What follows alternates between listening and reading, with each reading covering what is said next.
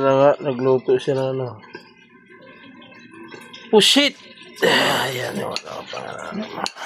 Pusit yan ha. Pusit.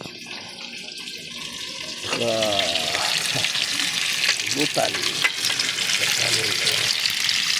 Tapos yung naman itong pakul. Pakulitan ng kwento. Ayan yung boss ko. Yan ang magluto.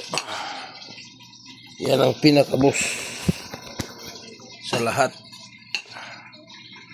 Yan ang amo. The big boss.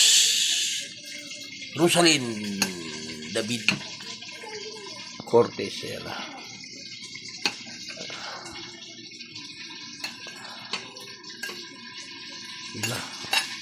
Masarap kaya yan?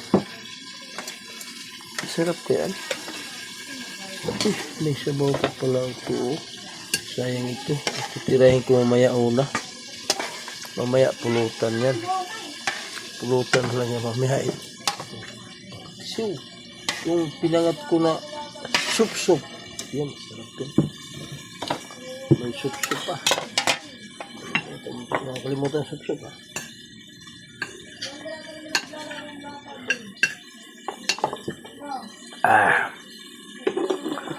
Masiramon.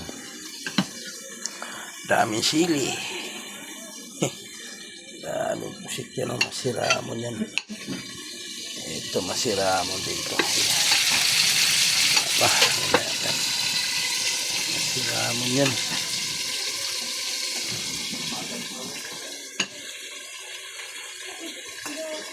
Masiramon yan. Anong kanin yan oh? Ba't may kulay ha? Sinangag? Masiramon ba yung luto mo? Masiramon yung agilak ko. Mantik makalipad na yan. Masiramon yan. Masiramon ba yan? Ano itapong mo na ito sa sabaw nito?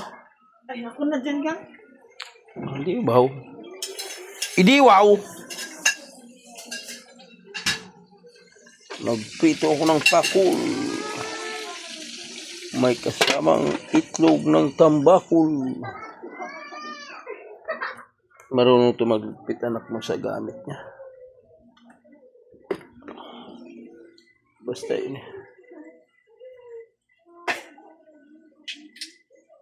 Saka mo na siya pagkatapos sana adobo sabaw. Sabaw mo niyo. Paano magluto ka? Oo nga, ikaw nga. Sorry. Sorry boss. Hindi ko naintindihan sinabi mo eh. Mahirap kasi ako magkwento ng